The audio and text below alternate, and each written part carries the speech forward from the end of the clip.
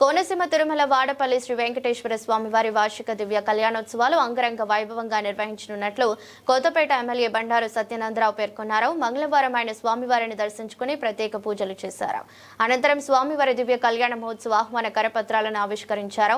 అనంతరం జరిగిన ఉత్సవ కమిటీ సమీక్ష సమావేశంలో ఆలయ పాలక మండలి chairman Mudunuri Venkataraju, deputy commissioner Nallam Surya Chakradhara Rao, పాలక మండలి సభ్యులు, వివిధ శాఖల అధికారులతో కలిసి పాల్గొన్నారు. ఈ సందర్భంగా మీడియాతో మాట్లాడుతూ స్వామివారి కళ్యాణోత్సవంలో ఈ నెల 28వ తేదీన సాయంత్రం 5 గంటలకు ధ్వజారోహణంతో ప్రారంభమవుతాయని తెలిపారు. ఏప్రిల్ 3వ తేదీ వరకు 7 రోజుల పాటు ఉత్సవాలు జరుగుతాయని వెల్లడించారు.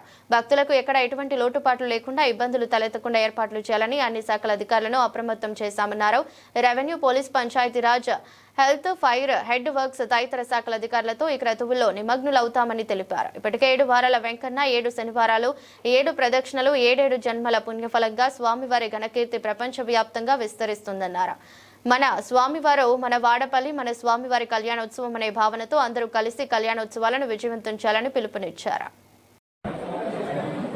వాడపల్లి శ్రీ వెంకటేశ్వర స్వామి వారి యొక్క కళ్యాణోత్సవంలో ఈ నెల 28వ తేదీన సాయంత్రం 5 గంటలకు ధ్వజారోహణంతో ప్రారంభించబడి ఏప్రిల్ 3వ తేదీ వరకు కూడా స్వామివారి యొక్క కళ్యాణోత్సవంలో నిర్వహించబడతాయి.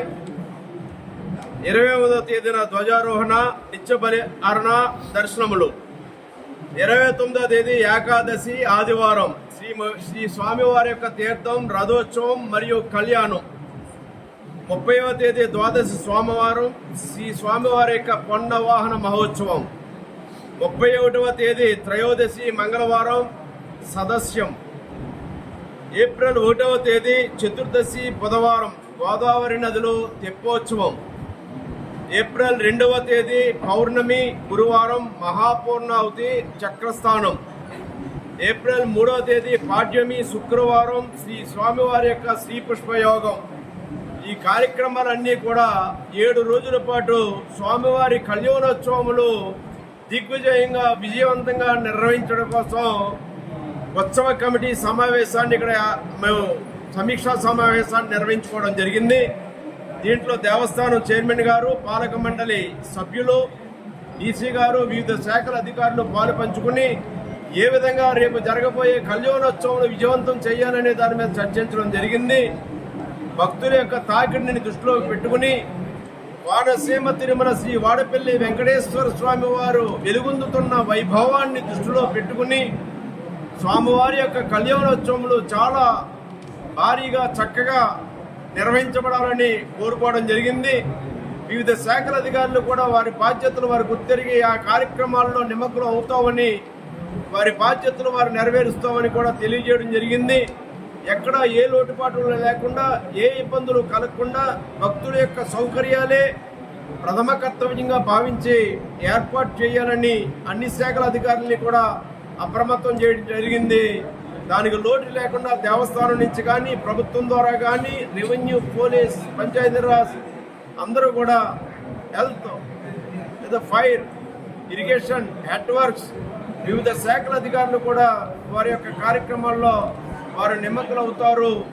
మరి భక్తులందరినీ కూడా స్వామివారి యొక్క కళ్యాణ మహోత్సవములు తండోపతండోలుగా తరలి వచ్చి స్వామివారిని దర్శించి, కనులారా దర్శించి తరించమని ఈ సందర్భంగా కోరుకుంటూ ఉన్నాను.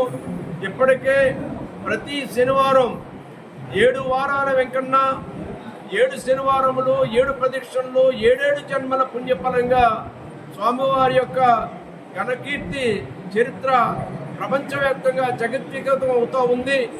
దీనిని ఇంకా ఇనుమడింపజేయడం కోసం అందరం కూడా బాధ్యతగా స్వామివారి యొక్క కార్యక్రమాలు విజయవంతం చేయాలని కోరుకుంటూ దాని తగ్గన్ని ఏర్పాట్లు చేస్తూ ఉన్నాం. అందరూ కూడా ఇది మన స్వామివారు, మన వాడపల్లి, మన స్వామివారి కళ్యాణోత్సవములని భావించి అందరూ కూడా ఈ కార్యక్రమంలో నిమగ్నై స్వామివారి కళ్యాణోత్సవం విజయవంతం చేయాలని సందర్భంగా కోరుకుంటా ఉన్నాను. ఈ నియోజకవర్గ శాసనసభ్యుడిగా నా వంతు సహాయ సహకారాలు వివిధ శాఖల అధికారులతో కలిసి ఈ స్వామివారి యొక్క కళ్యాణ మహోత్సవములు పూర్తి చేయడానికి కృషి చేస్తానని తెలియజేసుకుంటూ ఉన్నాను.